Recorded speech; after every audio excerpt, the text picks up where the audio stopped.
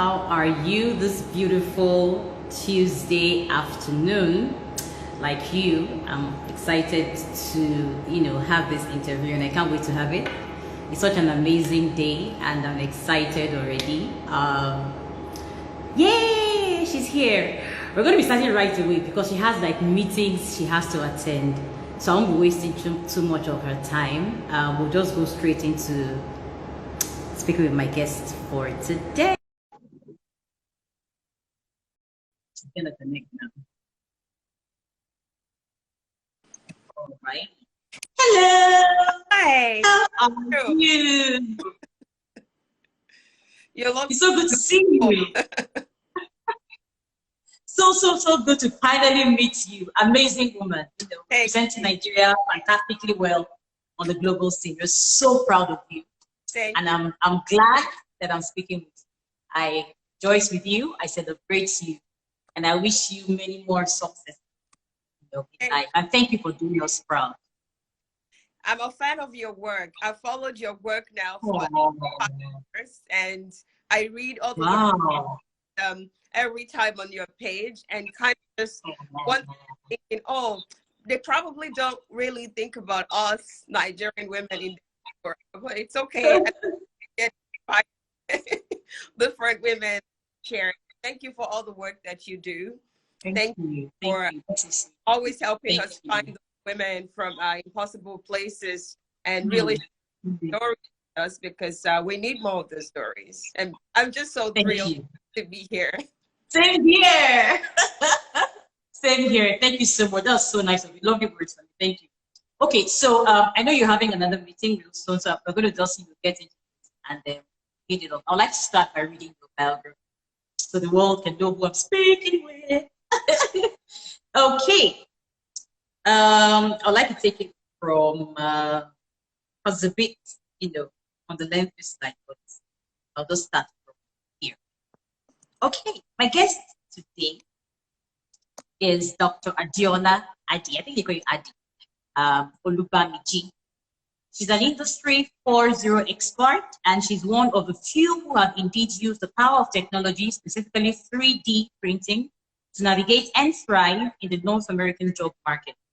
She's currently the director of additive manufacturing solutions at Desktop Metal at Massachusetts, USA.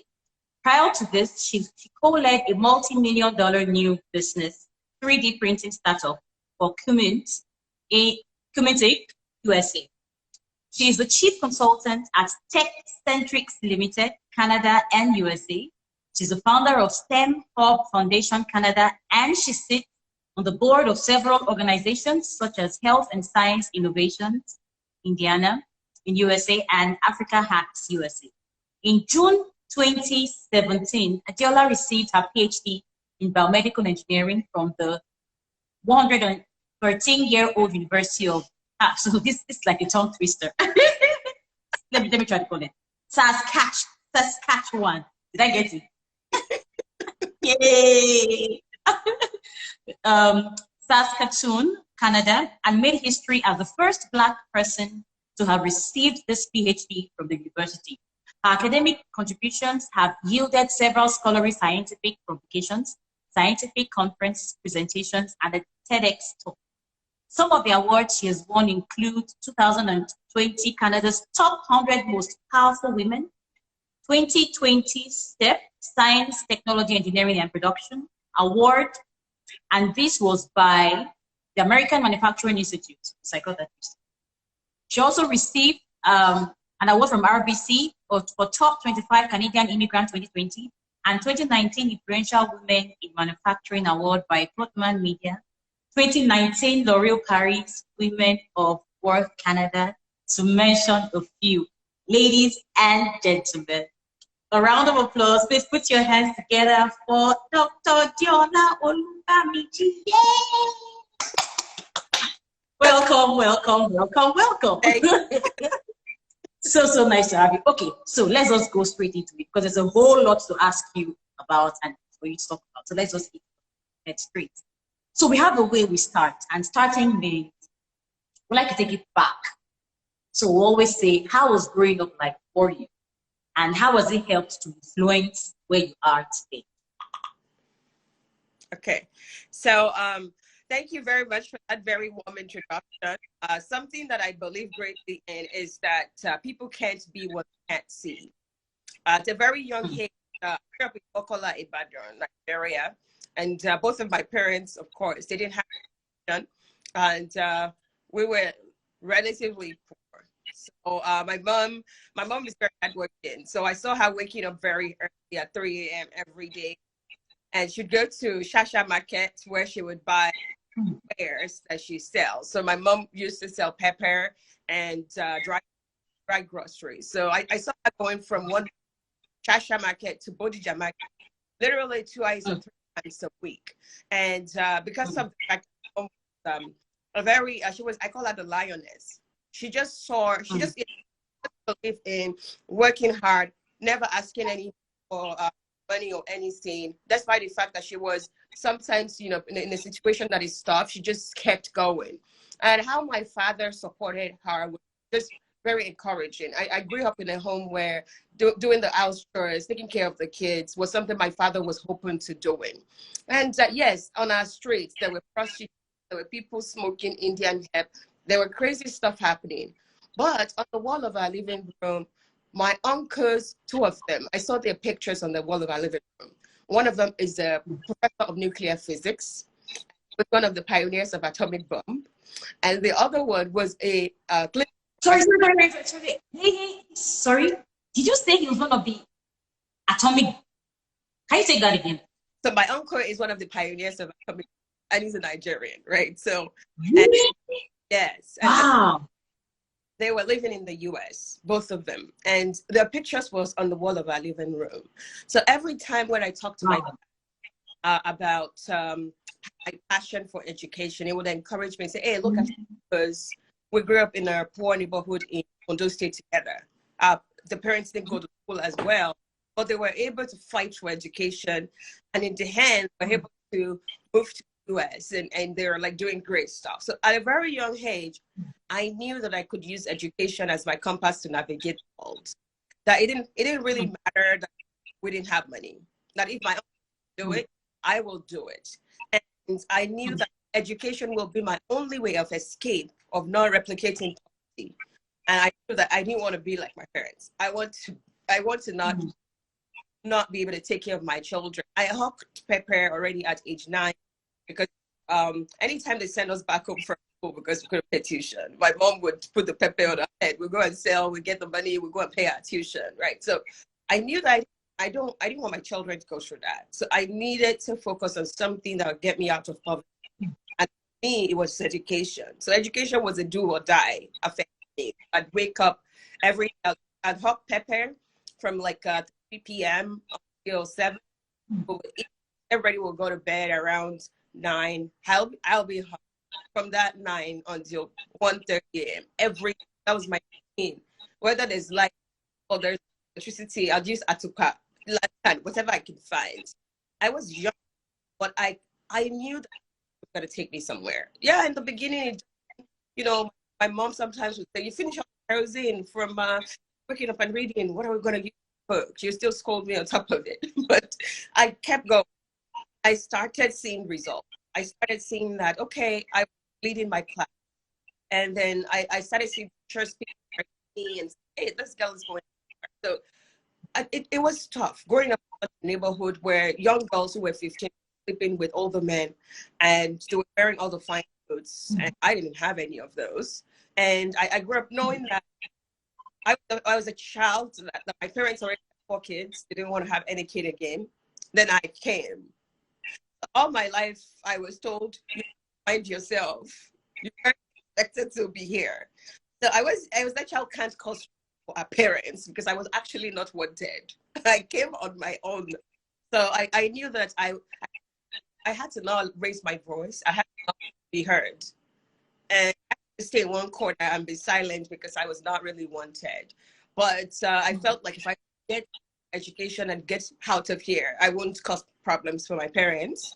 I won't cause problem for anybody else to disappear. So I was hoping that education would privilege to disappear, which it did, right? I had my uncle who was a physicist. So at a very young age, I told my dad that I was going to get a physics, just like my uncle. And I got a bachelor's of science in physics. And after I got a bachelor's of science, I don't want to make bombs. Bombs are a revolution. Is there anything else innovative that is new that I can do with physics? And that is how I came across medical physics, biomedical engineering. And at that time, Nigerian university hasn't started that. And I needed to, if this is what I wanted to do, I have to leave Nigeria. So I made my way from there to Europe. And, you know, it's the upbringing. We're actually coming to all of that. Though. Yeah. We're actually coming to all of that. I feel like some of the things they did for me was just helping me understand that if I don't go to school, I'm just going to end up like my parents. So I needed to fight, even if I was young. Nothing was given to me on a platter of gold. I needed to fight for what I wanted. And I cannot afford to fight because nobody's going to catch me. So at a very young age, I knew about how to make money, how to keep my own money, how to take care of myself. I remembered when I saw my period for the first time and my mom wasn't available. My dad kind of just took one and cut it. We washed it. We spread it out, right? We made multiple pieces and they gave it to me and said that you will fold it like this. This is how your mom said you will fold it. And me and my dad managed my makeup for 6 months before we told my mom. And it was the Ankara, and I used Ankara from when I was 12. I started seeing my Ankara at 12. Yes, until year 3 university. It became a part of me. I couldn't afford anything. But it was, I would wash it and still just kind of use the Ankara. But growing up like that, it motivated me. It gave me my role model early because there was nobody doing well in our neighborhood. So the picture was good enough. My uncle, if I wake up every morning, I see his picture, I'm going to school that day. I'm going to school fighting for everything, right? Because I want to be like him. And, you know, I say you have to find that inspiration from somewhere. And you have to hold on to it. Even if it doesn't look good, even if everything around you is falling apart, just hold on to what you believe in and just keep fighting for it. And hopefully you get it, right? So in my case, I was fortunate enough to be able to follow through just like my uncle. I said, this man even, it was in the US. I never talked to him. I just wanted to be like him. And I fought for it, yeah. My mom went from selling pepper, and one day she packed up her shop. She said she wants to be a farmer, that pepper wasn't selling. And she moved to Oloso farm after Moniya in Ibadan. There was no light there. And she had this big farm. We would go help her plant. I don't have to plant cocoa, cassava, anything. And I remember when I got into university, she gave me a couple of acres of land and said, this is your acres of land. You have to plant whatever you can sell to pay your tuition. So I'd go to, every year I go back to my farm, plant cassava, maize, all of this stuff. And hopefully it grows. My mom will make sure it's well taken care of. And when they germinate, I'll go and harvest them. I'll take them to OJ markets in Ibadan and sell them and take that money back to my university and pay. The hustle was real, but at the end of the day, it shaped understand money, to understand discipline, to really understand that being part of a family doesn't mean everything's going to fall on my lap. I have to part.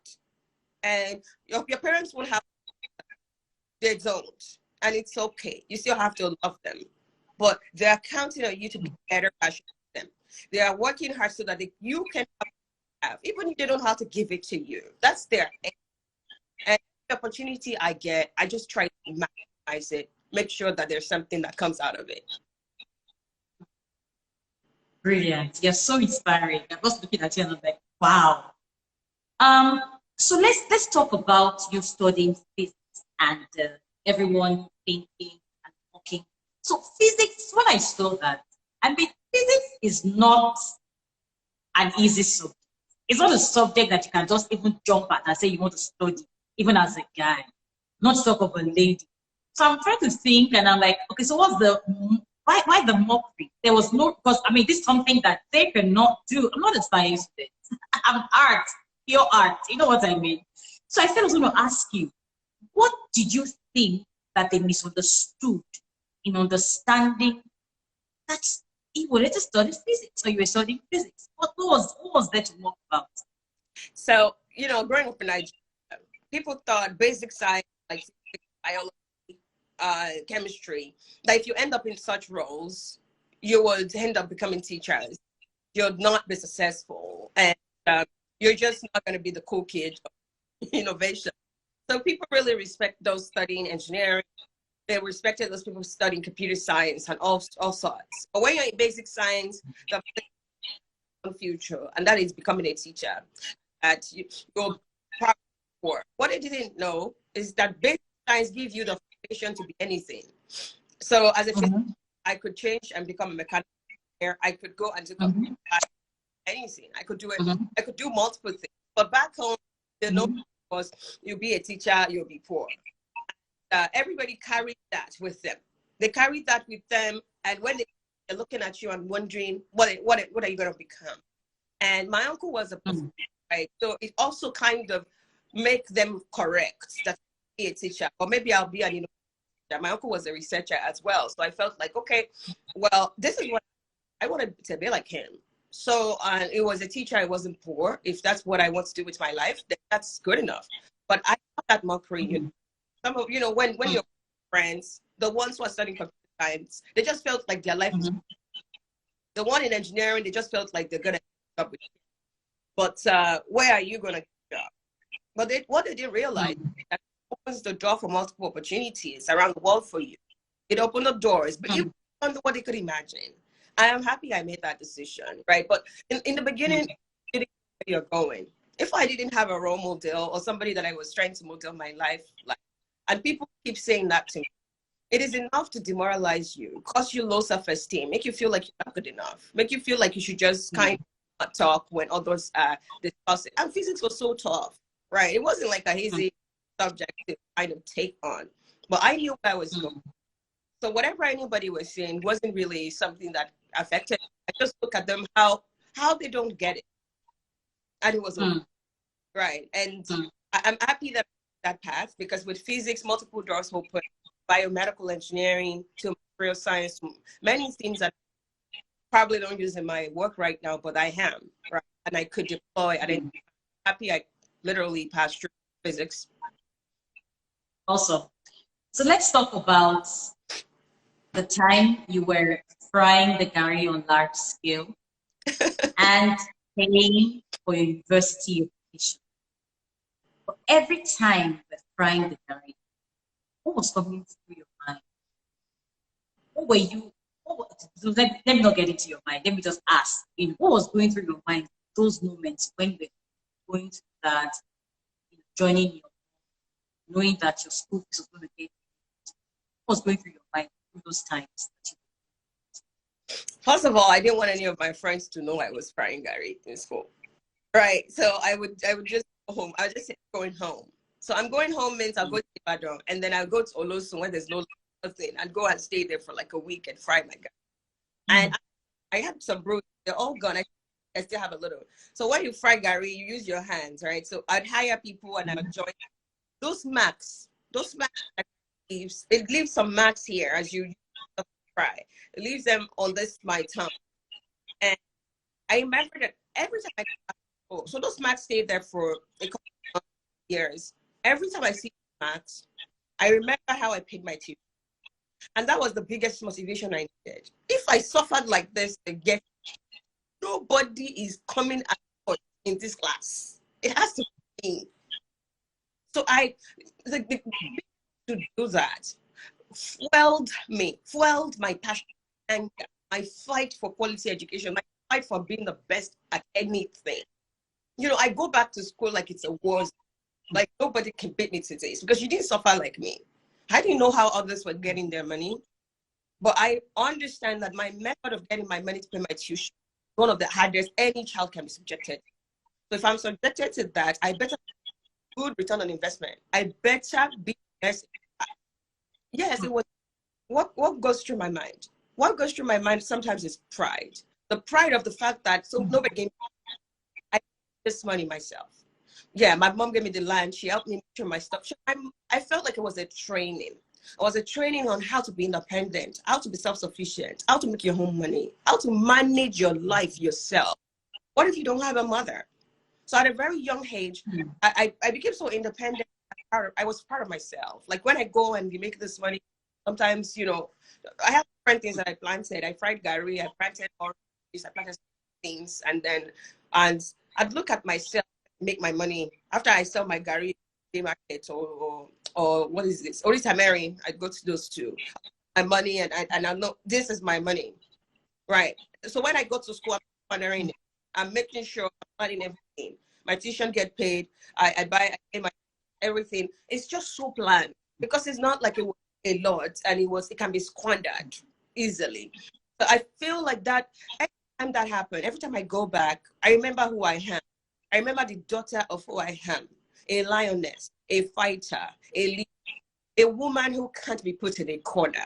And I tell myself, if my mother is all of that, I'm more. A woman who can be put in a corner, a woman who will always find her way, a woman who will not sit down and wait for a man to take care of her. She would fight for her child. She would make sure her children are fed, defended, and she would do anything to get that. Every time I go there, my mom is my giant. She's the reason why I fight every day for. She just keeps fighting. She doesn't know when to stop. You know, frying Gary, all of those things, they fueled me. So every day of my life, when I was in Osu, I knew that I could not disappoint myself. I wasn't doing it for my parents. I was doing it for me. My future was at stake. My life, my money was at stake. So I wasn't doing my school. That is because it's because I work hard. I hustle. I do all of this. All of my hustle cannot go to waste. And I feel like sometimes when everything on a platter of gold given to them, they think that in their life just to make their parents happy. They think they're doing it because their father said so. And that is the most demoralizing thing a child could have. Who are you doing it for? And I'm thankful that I knew who I was hustling for. Me, my future, my children. Not because I want to make anybody proud, but because I didn't want to leave the mother and my father living. Yeah. Amazing. Okay, so let's talk about 3 years as a sales girl in Saskatoon and 4 years as a cleaner in Finland. Girl, you have stories to tell. Oh, yeah.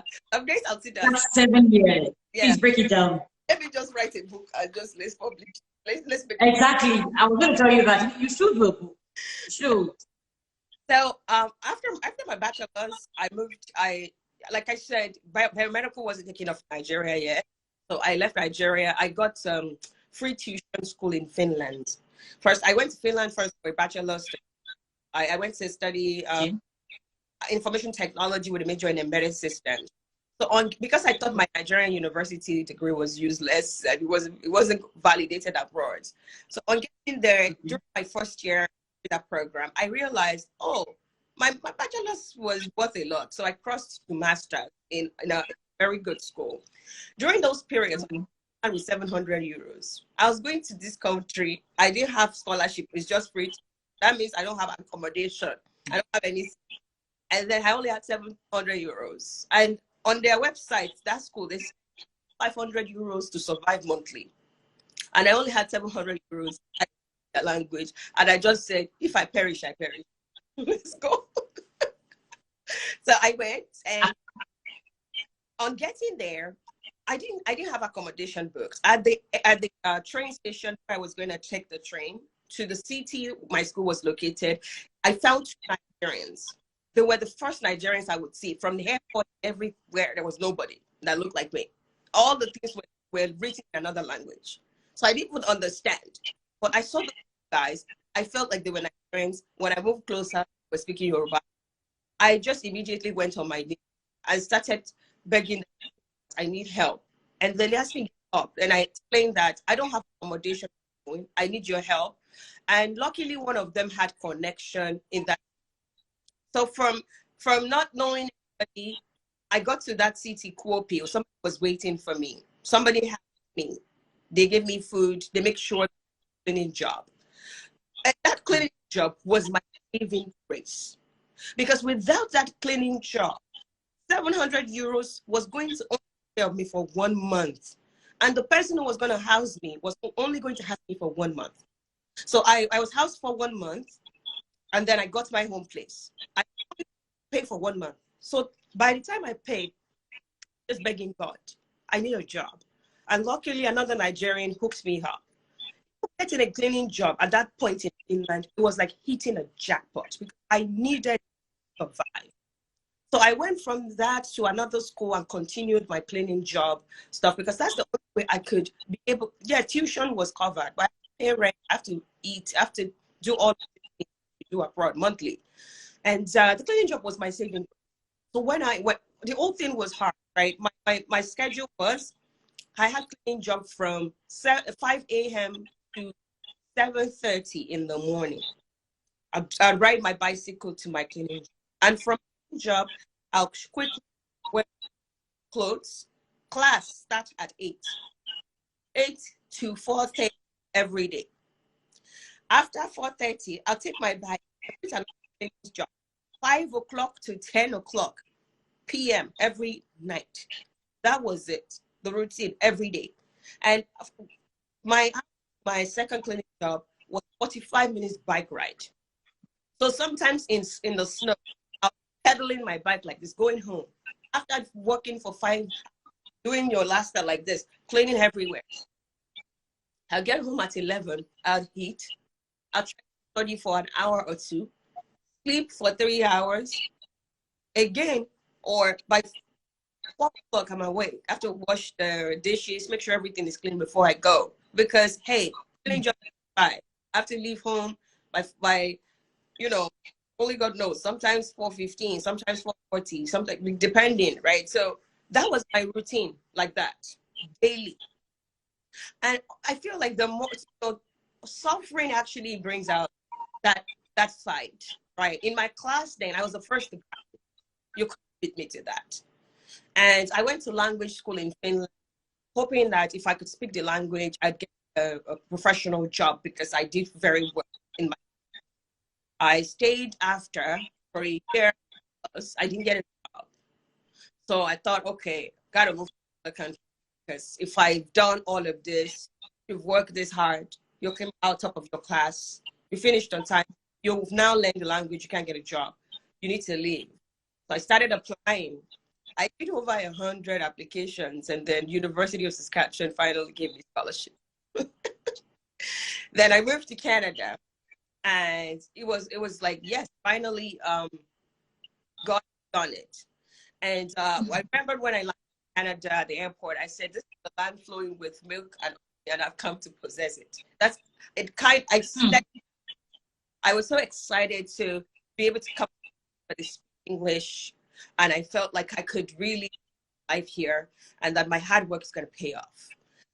And yeah, I also there was scholarship, but it wasn't like a lot of money.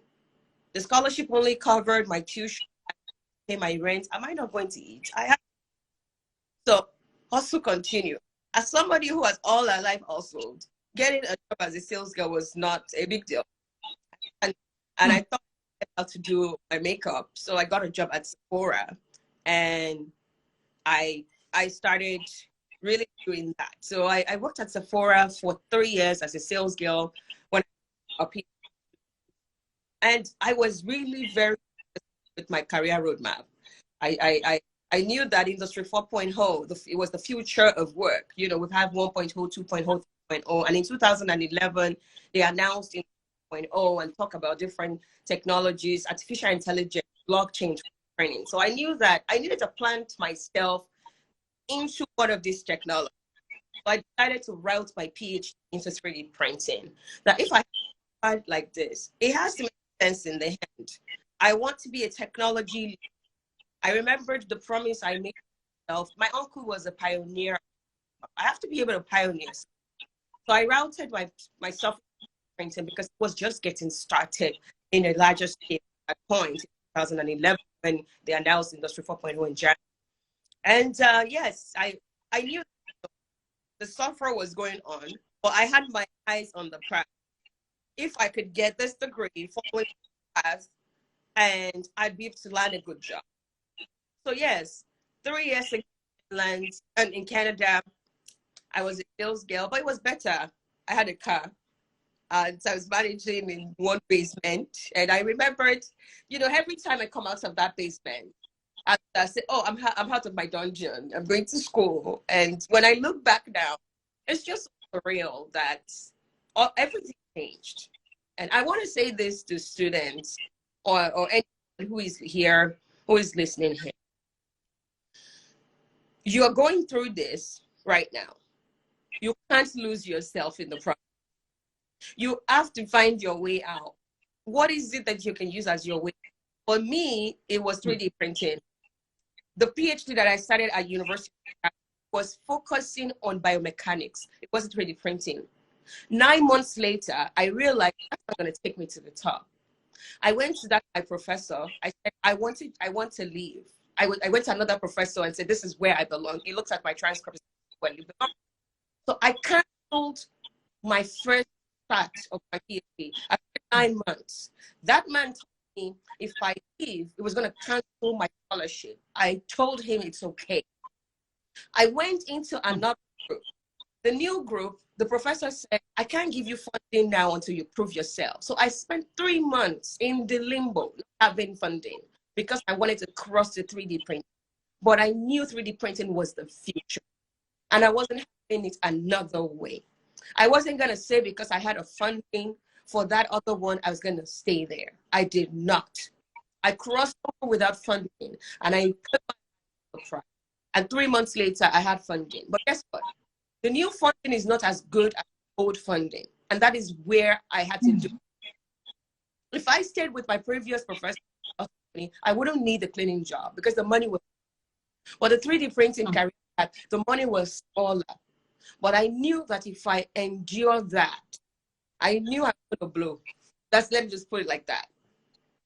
And in the end, before I graduated, I had a job waiting for me. Sometimes you need to make that call.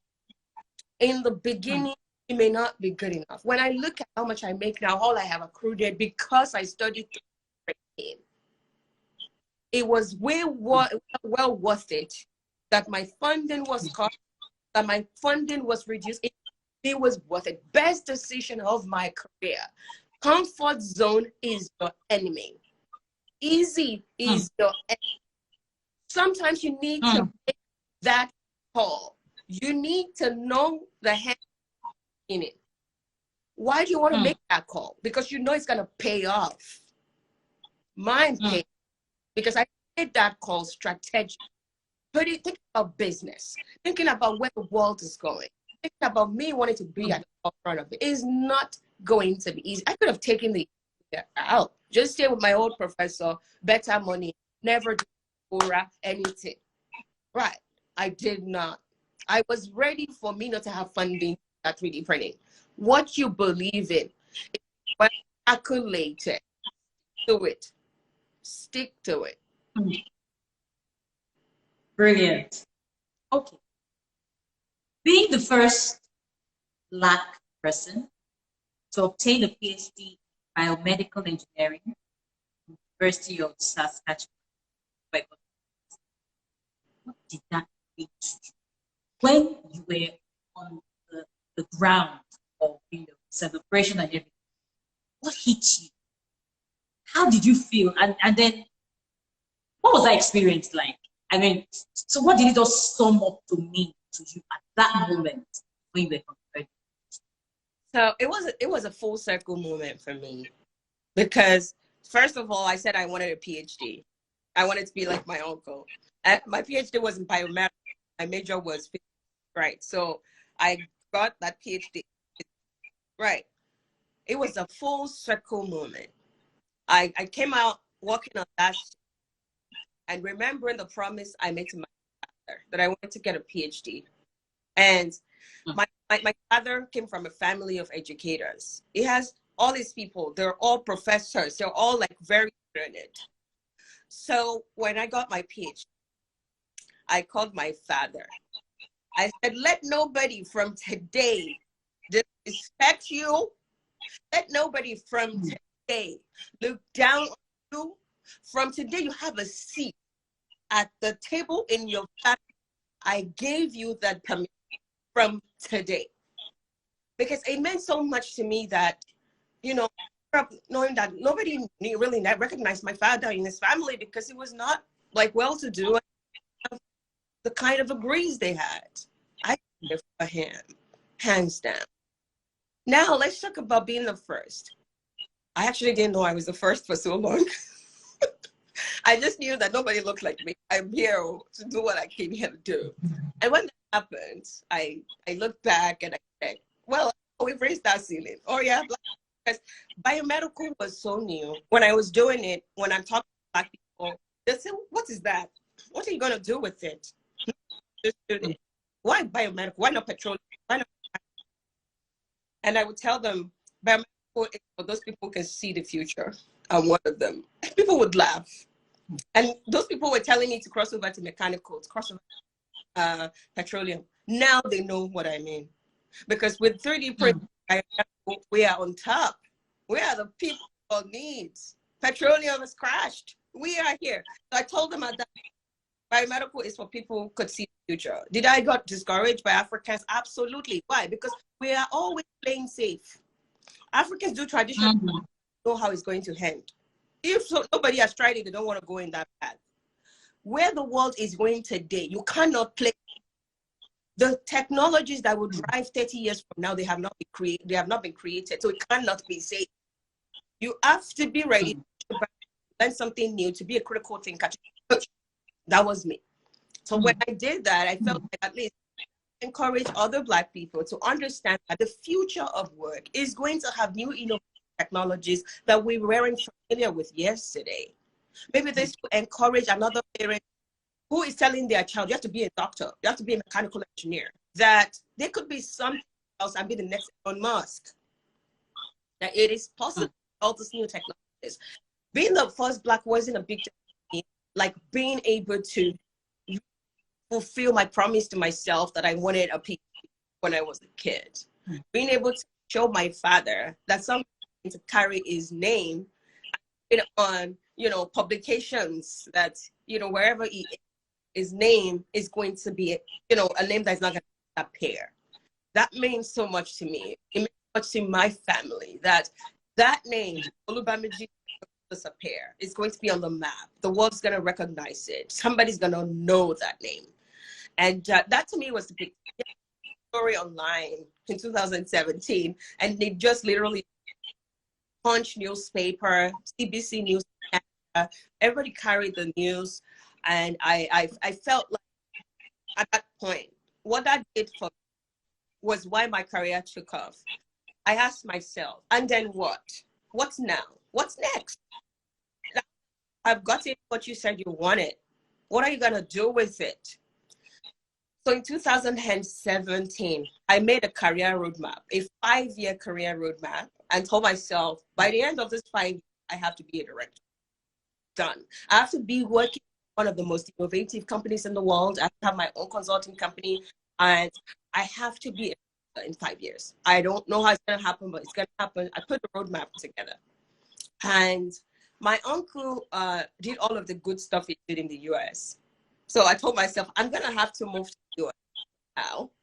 So it was like playing chess. I know I want to go here, here, here. And why is that important? You cannot leave your career and say the fate will determine it. God cannot determine it if you don't determine it yourself.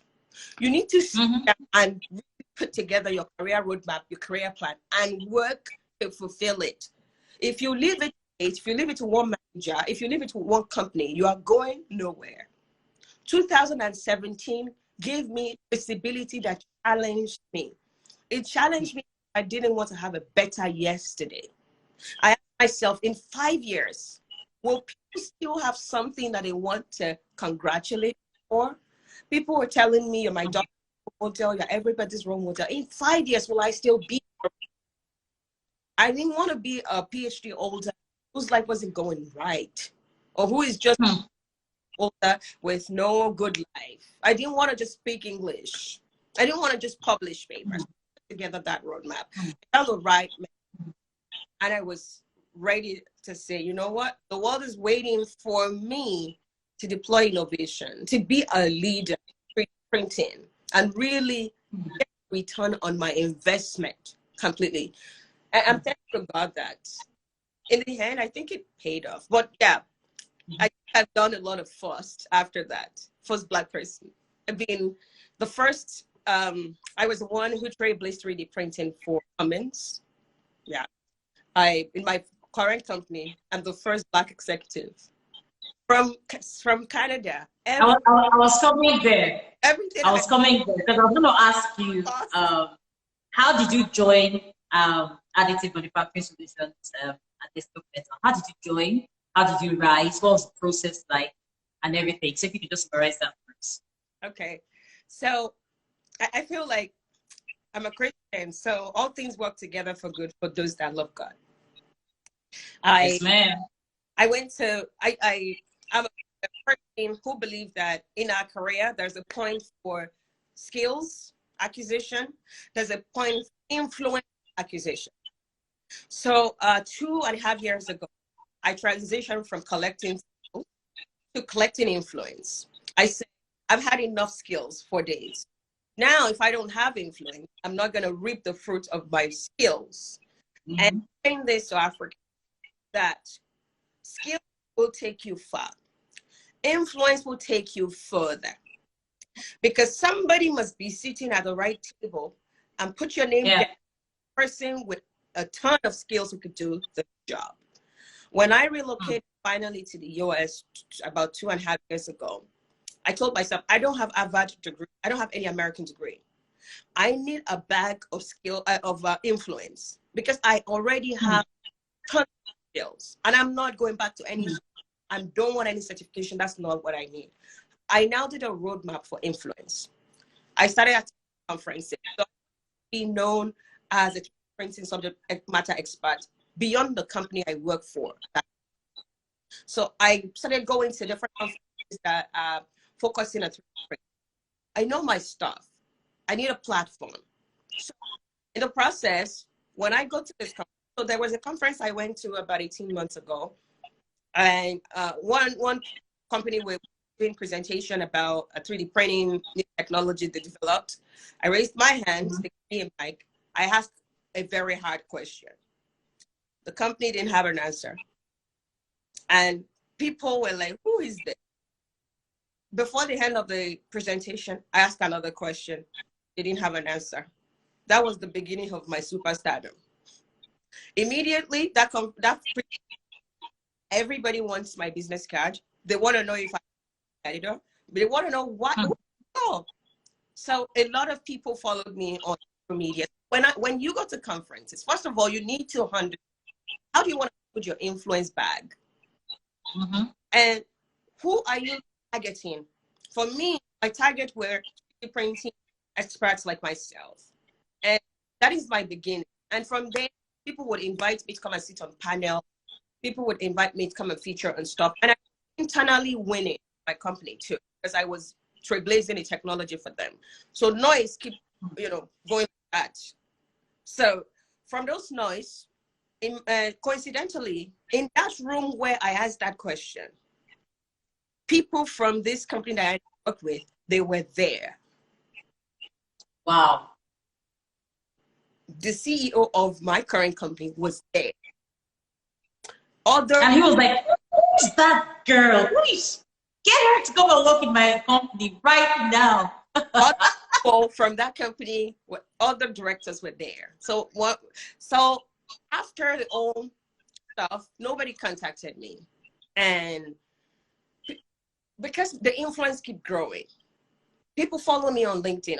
A lot of these people follow me on LinkedIn. So they started seeing, oh, she won the manufacturing. I won National Manufacturing Award last year. 2 years ago, I won like World Manufacturing Awards. And they see that. They see what the company I work for was also saying about me. And when somebody came and talked to me on LinkedIn and said, hey, we have this position. Are you interested? I wasn't interested. I always turn down all those recruiters, but this person wasn't a recruiter. And this person reminded me of the conversation that when you had this question in that room, you remember I was there. I know that we need somebody like you. Can you listen to what we have? And it happened that what they have was amazing. So I thought, hey, let's go. So, and I thought, okay, I wanted to be a director in 5 years. This is my opportunity to actually be a director in 3 years. Let's do it. I built my influence portfolio, and I said, sometimes what you need is not the next certification. Sometimes that's deep. That's deep. Not a PhD. Sometimes what you need is a bag of influence. You need to build your influence portfolio. Yes, ma'am. Get that PhD. They still will not promote you if nobody is. Yes, ma'am. Yes, ma'am. If nobody is you, if nobody can stand behind your certificate, it's meaningless. Like, yes, top certificates. Sometimes it's enough. What good enough? Build your portfolio. Sometimes that's all. I built mine. I don't. The company for a large percent, at least half of the people who work there, they went to MIT, John Hopkins, Harvard. They are the best brain in 3D printing. Is the only 3D printing company that is trading their stocks on Wall Street. This is the only one. And that is the company I work for. All the person who pioneered BioMed, the technology that he is one of the co-founders of that company. Yes. Wow. Yeah, like I work with a big brain. Why? I chose my sites strategically. I didn't just say I need, you know, people would tell me, Doctor, go and get another MBA. Go and get, what do I need? I don't need an MBA. I knew what I needed. You're a doctor, period. What do you need? What do you need? You have to ask yourself. We're still in the beginning of it. What do you need? What can you add this year? If you need skills, go get it. But if you evaluate and your skills is enough, maybe you need to switch strategy and start to collect influence. Right? What you need. So that's how I got the job. I didn't apply. I was headhunted. And it's just amazing working for a company that recognizes, a company with moral, a company where innovation is the everyday watchword, a company with young, like-minded people. That you're ready to kill it. You're ready to, we are ready to print into the mainstream and take over casting and other technology. We will do that. It's just amazing. They must be so proud of you. And they have, I hope they realize that they have a treasure. You know, I hope they know that you are that treasure, that they made the right decision. They know. You know, put it in the platform. They know. Amazing. Okay, so because I'm so up with time. So let's talk about you being the chief consultant at Centrix Limited Canada. Let's talk about that, and also being the founder of STEM Hub Foundation Canada. So both of them. So I'll start.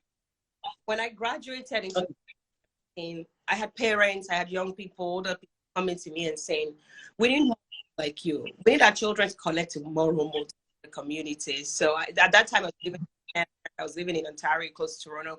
So parents were coming to me and saying, I need you to talk to my son. I need you to talk to my daughter. So I had to tell them, I can't do it alone.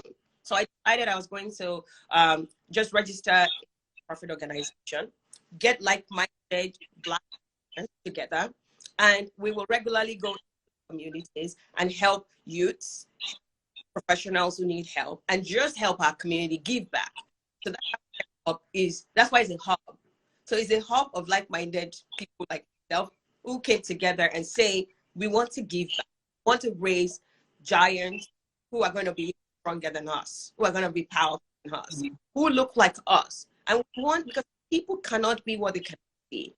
We want young people to see us so that they will know that basketballers are not only innovative people out there or inspirational people out there, that musicians are not the only inspirational people out there. So we want to be seen. And that's how STEM Hub started. And because I'm so we also have to look back and give to Nigeria as well. And we went from there into having a mentorship program where we help college students understand how to transition into the labor market and get the right job that is competitive. And we've done it now for 3.5 years. STEM Hub is now a charity, and we've impacted over 20,000 people. And when I look at that, it went from one person, people putting pressure on me to help the community, to other people and I putting this together and us just believing that if not now, then when? If not how, who? Black people oftentimes push the work to other people to do for us.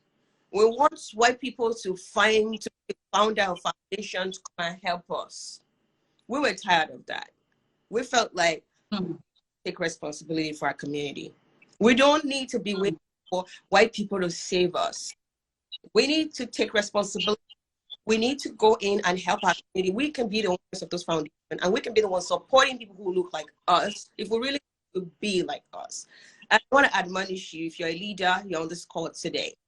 The community needs you beyond what you do.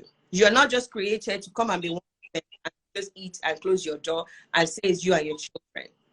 People can use your skills. People can use your motivation. Seeing you can encourage them. Do more. 2021, do more. The communities need you. Then tech-centrics. I've always loved engineering consulting and also career coaching. So I career coaching for free for a while, and it was helping people. I was seeing so many stories, and one day, one of my mentees just, I said, okay, I'm just gonna register this as a consulting company and make a business so that I can touch more lives and it can be scalable.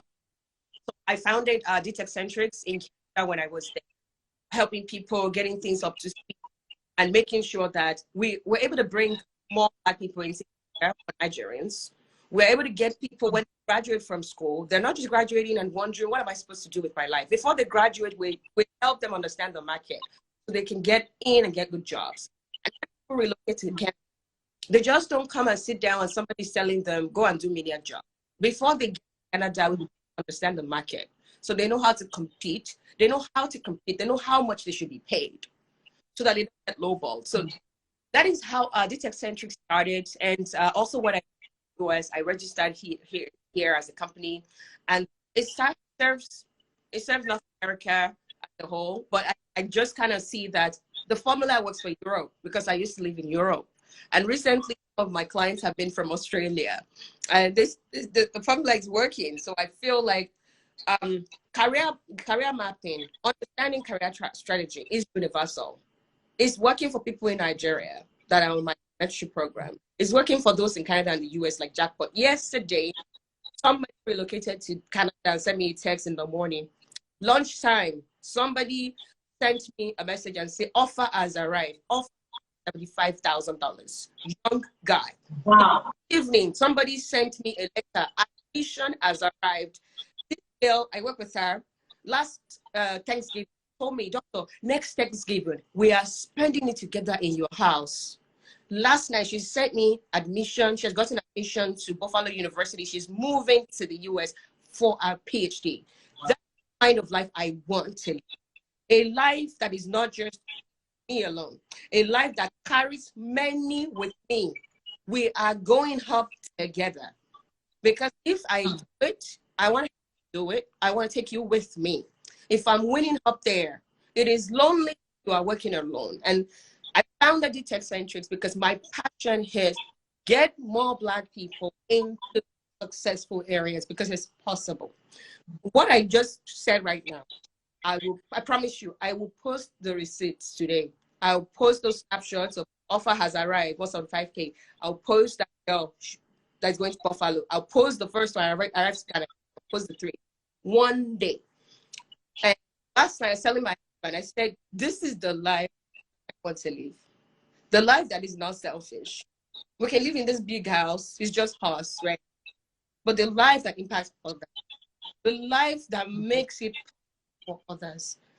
I'm thankful to God for it. So that's what this Tech-centrics does. Sorry. On here, you're thinking my career needs I need to do better.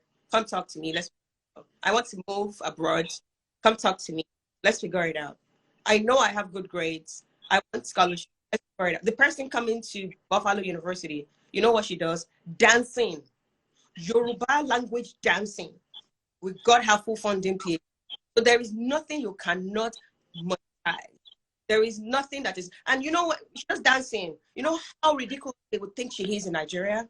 That she's doing dancing. Butter. That's what she does.